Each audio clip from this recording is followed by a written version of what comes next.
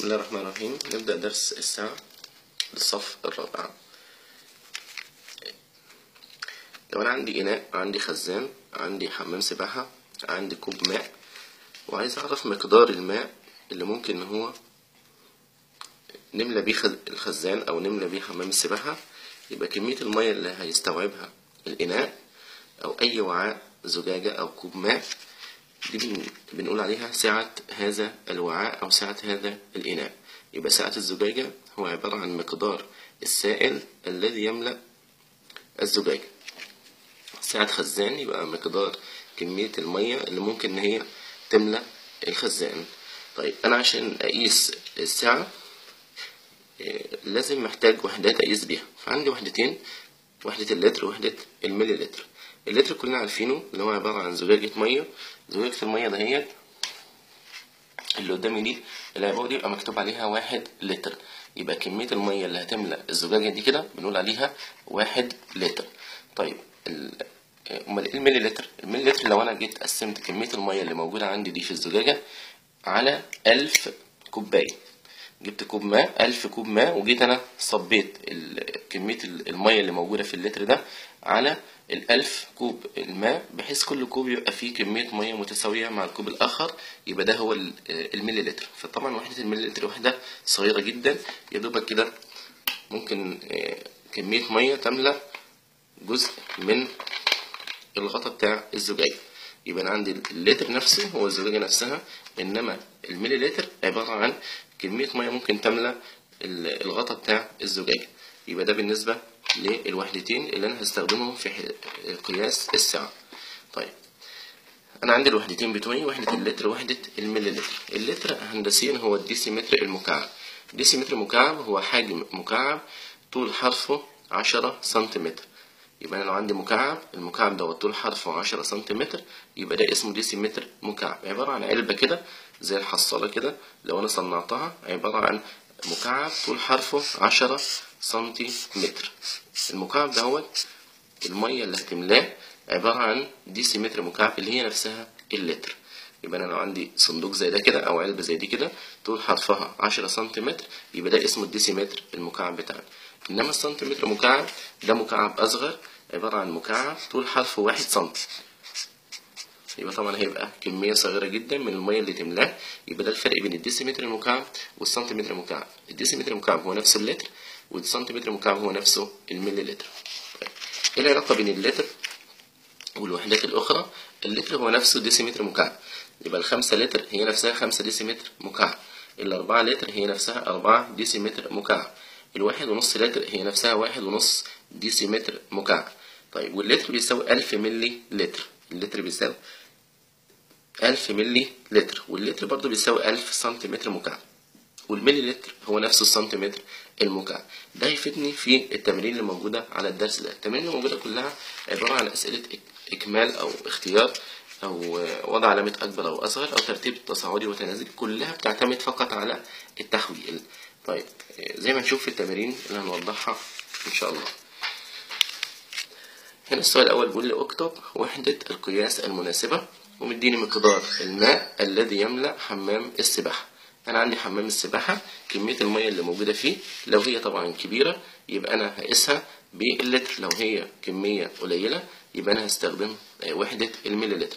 طيب أنا عندي حمام السباحة ده بيستوعب كمية مية كبيرة، يبقى في الحالة دي الوحدة اللي احنا هنستخدمها في قياس كمية الماء اللي تملأ حمام السباحة هي اللتر. طيب مقدار ما يملأ كوب من الماء، كوباية المية طبعا هيبقى فيها كمية مية قليلة، يبقى في الحالة دي هنستخدم وحدة الملي لتر. يبقى أنا السؤال فقط عايز مني أنا هستخدم أنهي وحدة، سواء اللتر أو الملي لتر. طب مقدار ما يملأ خزان الماء المنزلي، طبعا بنحتاج الخزان يكون كبير عشان يستوعب مية أكتر، يبقى في الحالة دي هنستخدم وحدة اللتر. عشان كده بنلاقي الخزان بتاعنا مكتوب عليه 1000 لتر أو 500 لتر أو 2000 لتر على حسب السعة بتاعته. طيب مقدار جرعة من دواء نصح بها طبيب لمريض. جرعة الدواء طبعا بتبقى جرعة قليلة، يدوب على قد ملعقة كبيرة أو صغيرة، طبعا يبقى هنا الوحدة اللي أنا هستخدمها وحدة الملي لتر. بعد كده نفترض ان انا احفظ المجموعة دي من التمارين هتساعدني في الحل. الواحد لتر نحفظ ان هو 1000 ملي لتر او 1000 سنتيمتر مكعب. الاتنين لتر هيبقى 2000 ملي لتر. النص لتر هيبقى 500 ملي لتر. الربع لتر هيبقى 250 ملي لتر. التلات ارباع الربع 250 يبقى التلات ارباع 250 و250 و250 يعني 750 ملي لتر. والربع طبعا هو 25 من 100، يعني لو قال 25 من 100 لتر هي نفسها 250 ملي لتر. والنص هو 5 من 10 لتر، هي نفسها برضه النص لتر تساوي 500 ملي لتر. تلات ارباع اللي هي 75 من 100 لتر هي نفسها برضه 750 ملي لتر. التمن 125 ملي لتر. الخمس لتر هيبقى 200 ملي لتر. ممكن انا احسبها من خلال القسمة، يعني الخمس والتمن والربع والنص، ان انا اقسم اللتر 1000 ملي لتر، اقسم ال1000 على المقام بتاع الخمس او الربع او النص او التمن وهكذا. يبقى ال1000 على 5 يديني 200، 1000 على 8 يديني 125، 1000 على 4 يديني 250. طيب لما يبقى عندي الخمس لتر 200 ملي لتر، طب ال50 بقى لتر، يبقى ال50 عبارة عن خمس وخمس، يبقى 200 و200 400 ملي لتر. يبقى التلات أخماس 600 ملي لتر، الأربع أخماس 800 ملي لتر. طيب ازاي أحول بقى من اللتر إلى الملي لتر أو العكس؟ طبعا القاعدة عندنا بتقول لما أحول من الكبير إلى الصغير بعمل عملية ضرب، وما أحول من الصغير إلى الكبير بعمل عملية قسمة. الكبير طبعا هو اللتر والصغير هو الملي لتر. أنا هنا هحول من اللتر للملي لتر، يبقى أنا هضرب في 1000. طيب الأربعة دي لما أضربها في 1000 يبقى 4 في 1000 يبقى 4000 ملي لتر. الملي لتر أضرب في 1000. لما أضرب 20 في 1000 بكتب 20 وأحط لها 3 أصفار بتاعها يبقى 20000. طب لما أحول من الملي لتر إلى اللتر يبقى هنا هقسم على 1000. طب لما أقسم على 1000 على حسب العدد المقسوم، لو العدد المقسوم فيه 3 أصفار أو أكتر يبقى الناتج بتاعي إن أنا هشيل 3 أصفار من العدد المقسوم، فلما أشيل 3 أصفار يبقى هنا يتبقى ال7 لتر. طيب لو كان ما عنديش أصفار يبقى أنا هحط علامة بعد 3 أرقام. لو ما كانش عندي أصفار كافية، يعني أقل من 3 أصفار أو ما فيش أصفار خالص، يبقى أنا هحط علامة بعد 3 أرقام زي ما هيظهر معانا في الأمثلة اللي جاية. طيب 1.5 لتر، احنا قلنا ال1 لتر عبارة عن 1000 ملي لتر، والنص لتر 500 ملي لتر، يبقى 1.5 يبقى 1500 ملي لتر. طيب 60000 ملي لتر عايز أحولهم للتر، أقسم على 1000، يبقى هنا هشيل 3 أصفار من العدد المقسوم، عندي 3 أصفار خلاص يتبقى أو الباقي بتاعي يبقى 60 لتر. طبعا في ناس بتشيل الأصفار كلها تكتب 6، طبعا ده خطأ، يبقى تعرف إن أنا هحسب بس 3 أصفار. طيب ما عنديش أصفار خالص وأنا بقسم على 1000 عشان أحول الملي لتر إلى لتر، يبقى أنا هكتب العدد المقسوم زي ما هو وأحط علامة بعد 3 أرقام زي ما اتعلمنا في درس قسمة العدد الصحيح على 1000 أو 100 أو 10. بقسم على 1000 يبقى أنا أحط له علامة بعد 3 أرقام. طيب برضو من ملي لتر للتر هقسم على 1000، بس أنا ما عنديش إلا رقمين بس، يبقى هنا محتاج رقم كمان عشان أحط العلامة العشرة بعد 3 أرقام، فأحط صفر هنا على الشمال، يبقى الناتج يبقى 48 من 1000. طيب نفس الكلام برضو 20 عايز أحولها من ملي لتر إلى لتر، يبقى أنا أقسم على 1000، ولما أقسم على 1000 أحط علامة بعد 3 أرقام، ما عنديش إلا رقمين أحط صفر على الشمال، يبقى 20 من 1000. طبعا الصفر ده ملوش قيمة، يعني ممكن إن أنا أحذفه يبقى 2 من 100.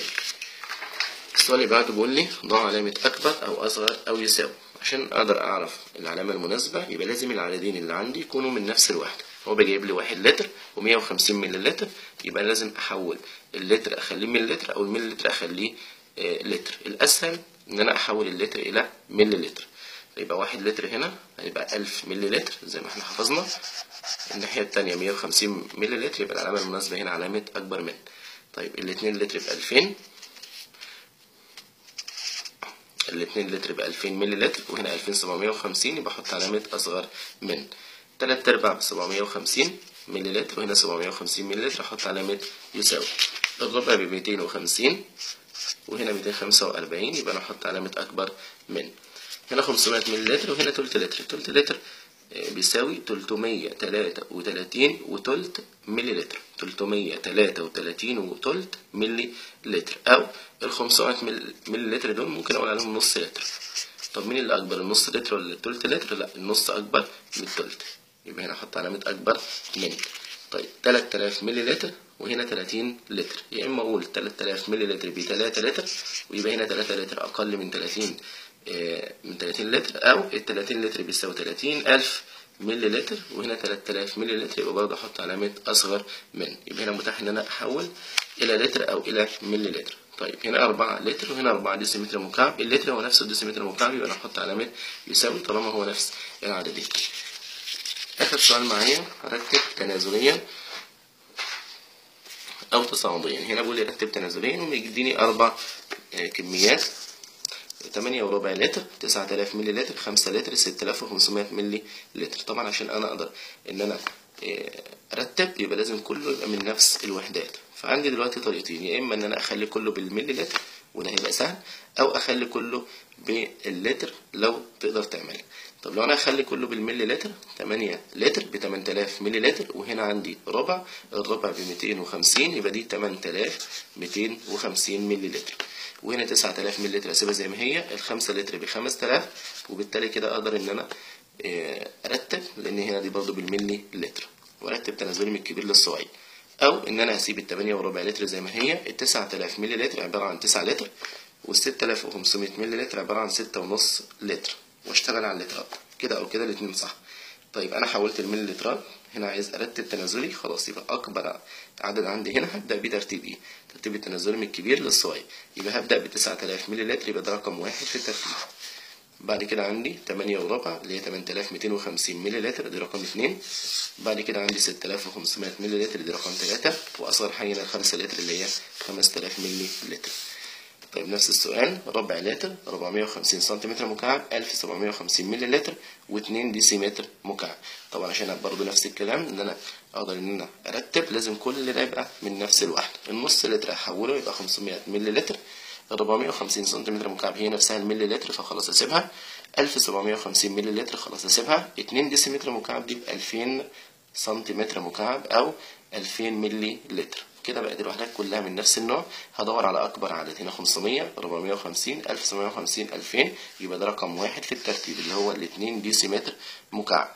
بعد كده ال 1750، وبعد كده النص لتر ال 500، واصغر حاجه معايا هي 450 سنتيمتر مكعب. وكده انتهى درس الساعه.